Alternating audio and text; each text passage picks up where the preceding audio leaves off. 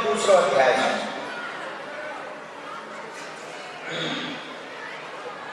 जिन पे नहीं है वो अगली बार सत्यनारायण में घर से हल्दी चावल डाल के लाए।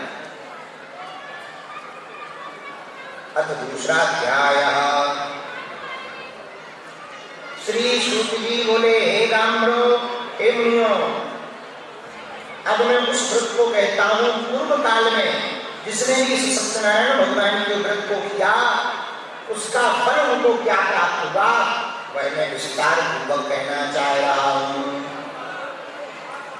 काशी की नगरी में जहां से पुजारी की जाए वहां एक अत्यंत निर्धन ब्राह्मण रहता था।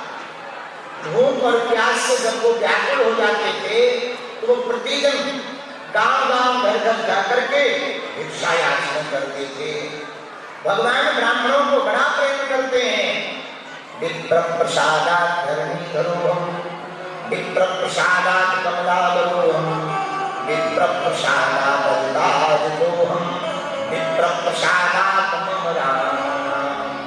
श्री राम जी भी स्वयं अपने मुख से महिमा ब्राह्मणों की गाते हुए कहते हैं, ब्राह्मणों के प्रसाद के कारण ही हमारा नाम राम है। भगवान ब्राह्मणों को बहुत प्रेम करते। एक दिन ब्राह्मण प्रिय भगवान ने उस पुत्र को दुखी देखा। दुखी देख करके भगवान से रहा नहीं गया। एक बूढ़े वृद्ध का स्वरूप ब्राह्मण का रूप धारण किया और रूप धारण करके भगवान उस ब्राह्मण के पास पहुंच गए। बताओ, तुम दुखी होकर पृथ्वी पर क्यों घूमते हो? क्या कारण है? कौन हो? मैं सब सुनना चाहता हूँ, मुझे बतलाओ। वह ब्राह्मण हाथ जोड़ करके बोला, हे प्रभु, मैं अत्यंत दरिद्र ब्राह्मण हूँ। उदर की पूर्ति के लिए भिक्षा याचना करने के लिए मैं पृथ्वी पर घूमता हूँ।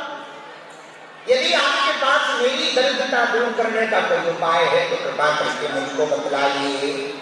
उस वृद्ध ब्राह्मण रूपी भगवान ने ब्राह्मण से कहा, सुनो, तुम सत्यनारायण भगवान का व्रत करो। सत्यनारायण का भगवान विष्णु का अभिष्ट फल देने वाला व्रत है। हे विप्र, तुम उनका उत्तम व्रत पूजन करो। संकल्प लो, जो भी सत्यनारायण भगवान के व्रत को करता है सभी दुखों से मुक्त हो जाता है। ब्राह्मण ने कहा, महाराज उपाय बताओ। भगवान रूपधारी ब्राह्मण ने पंडित उस ब्राह्मण को उपाय बतला दिया।